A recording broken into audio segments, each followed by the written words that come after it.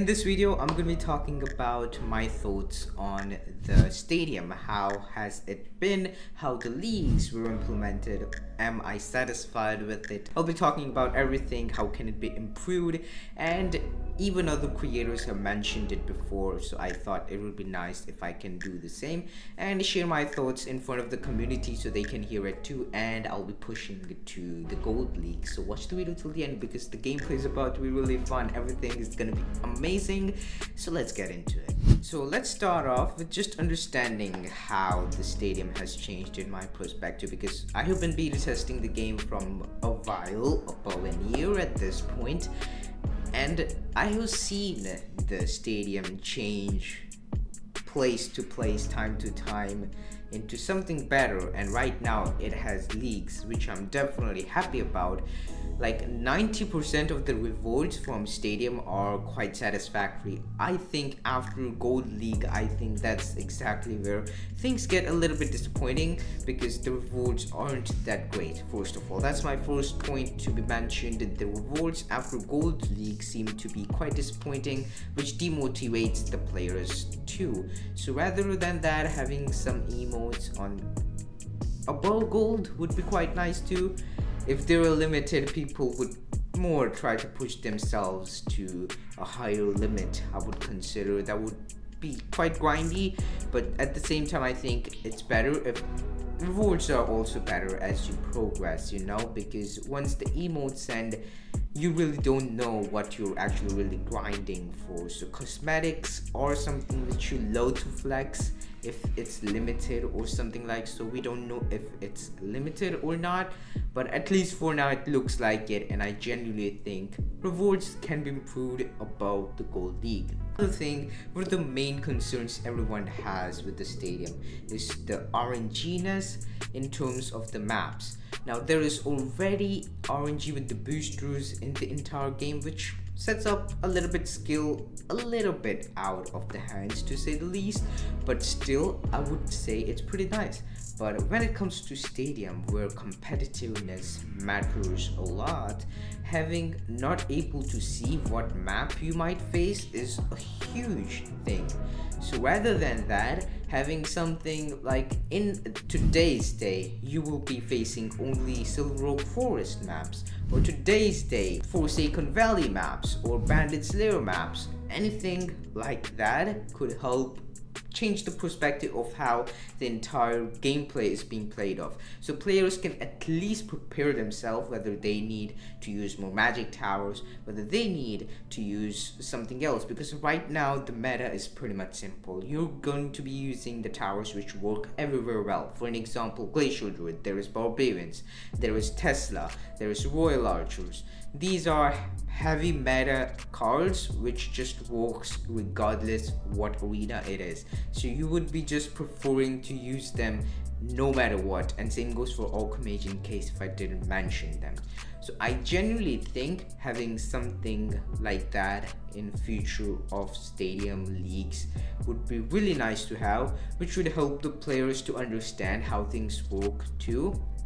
And I genuinely like it, as I have thought about this for a while, and this seems to be the best solution which could I see, because even in the onslaught mode, you're not facing anything random. You know that today is going to be a map from Silver Oak Forest, or it's going to be a map from Cloud Mountains, so you can prepare yourself to know what cards you are actually trying to use, and you strategize that way. That helps a player to understand how things work, execute way much more better compared to just being clueless about what map you might face. So this brings up a lot of new possibilities to other strategies, opening up routes to other strategies. Yet I have a feeling that stretching up the reward section would be quite nice, like the top 500 players, and rewards just getting better above. Even though Kingdom Rush battles might not be a huge number game, as other multiplayers game, but this game still has a lot of players playing and grinding every single day, and just because of that reason, having leaderboard more worth to grind for more players would be quite nice. So having the leaderboard stretched out to at least 250 players, the top 250 or 500 players would be quite nice, and rewards getting even more better would be nice. Still, I'm satisfied with the rewards coming out of stadium and league chests and all. Is pretty fine. Still, this would be pretty nice to have too in future. Personally, that was my point basically. And now let's get into the gameplay. Alright, so let's start off with this deck. I'll be using this deck and I'll try to push over here. So let's start. But I'm gonna still show you how to use this deck so you can actually have an idea to how to actually think while using this deck. So of course, out of these three boosters, Freeze boosters is the best one out of them all. Ice Cold has a very powerful attack, so I will be conserving it for the right movement. Now the shards are quite hard to deal with, to say the least, so I'm just gonna do this and get rid of them just like so. Now as they're down, I can now let my Ice Cold just prioritize this side a lot much more better. I'll use the Thunderbolt just right there, so I can deal damage to those enemies. Meanwhile, Glacial Druid is just taking care of this lane. In case if you want to know how to deal with the enemies of the maps over here, you may just check out the guide I have created. But for now, this is exactly how you're dealing with it. And just in the wave 1, I just won. So if it's a bot, you're going to be really lucky that they are having a no IQ, even though they might be powerful. That's not the case in Forsaken Valley though. Forsaken Valley bots are quite evolved, but here they're not. Good thing once you pass Forsaken Valley. So we have an interesting opponent. Well, Rocket Gunners and Barbarians both can be countered by Ice Cold's Freeze, yet he has an Archmage which is quite threatful. Not only that, he has a Rocket Gunner, so Rocket Gunner spam is quite too much to handle, to say the least. So here I might just go with the Tower Freeze, to say the least, because I won't use the Orc Shaman, I would consider, because it can teleport it to my side too at the same time. Okay, bad timing, I would say. I wanted to get as much value as possible out of that, but it is what it is now. This is my life.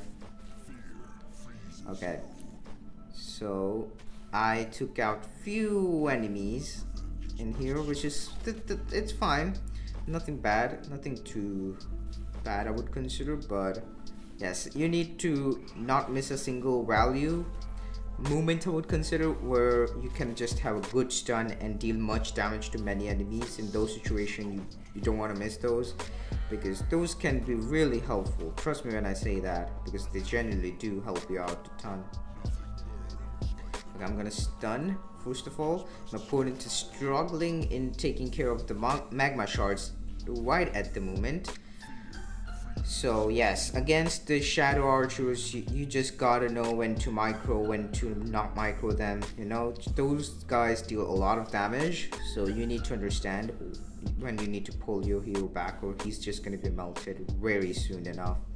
Okay, so here I can definitely go with the Broodmother, but I already see my opponent using Barbarians, but I'm still gonna go with it because that's the best option I can think of. And oh my god, this is so annoying. Okay, I'm just gonna pull my Ice Cold just because I don't want Ice Cold to waste his powerful attack on that one magma shard at all. Rather, I would get some other value over here, just like that. See, that's a way better use in my eyes. Alright, so once that's upgraded, now I can move Ice Cold. Okay, so Eldritch Magnus is kind of getting low on the health. That is pretty nice. And my opponent seems to be struggling with dealing with the enemies too. That is good news for me. And as that's happening, I'm just gonna polymorph all those enemies, and with the help of my Ice Cold, I will just take them out.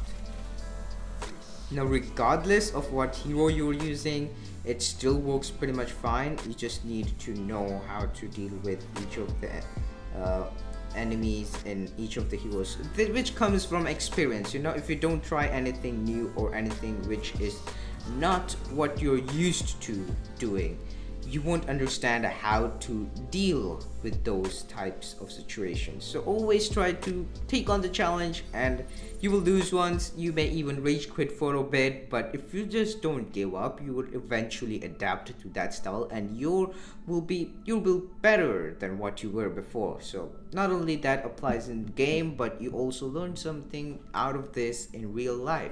Never give up, just do your best. Using a Magnus Spellbane. Now I can counter Magnus Spellbane with the help of Frost Harbinger, and when I say that, I actually mean it. You're just gonna see it by yourself. Let's start off with Glacial Druids, just right there. He used the same thing against me, so yeah, great mind thinks alike. But over here I'm just gonna get myself a Tesla, then a Barbarian at the end, and I'm gonna put the Barbarian just right there. So ending the wave before your opponent helps you out a ton because you're getting more gold, but don't rush and waste your spells in those situations because it's not really worth it.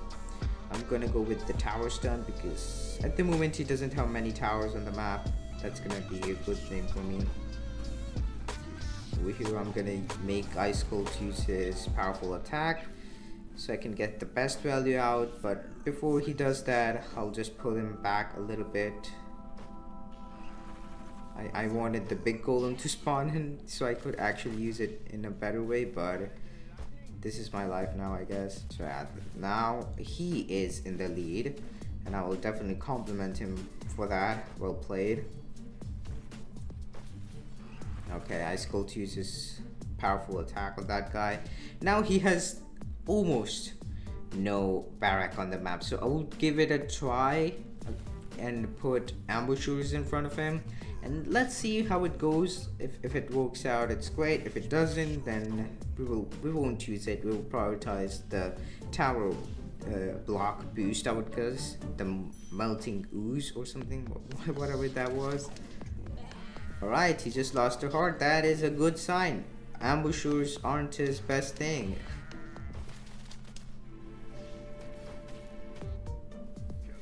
But Archmage definitely is great. I'm gonna just upgrade this Barbarians so I can deal with enemies so much more better. And while that is happening, I will just prepare the insta-kill to be used anytime sooner. Okay, now I will not worry about this too much. I'll just use this. Why not? Polymorph it. More ambushers because I saw him suffering dealing with them. So if I can get ambushers to max level, there is a chance that he might face it way just too much hard to deal with, and I might just win in late game. I'm thinking about the late game, not the present wave. So I'm fine. I can handle the game if it goes more chaotic. I don't know about him. I doubt his skills, so that is the reason why I'm thinking about the late game. But it always doesn't need to be that way. Always remember that. Alright, now over here, I think I need more AoE, so I might just get myself an upgraded version of the Tesla, but it's gonna be tough. I'm not gonna lie, it's gonna be tough.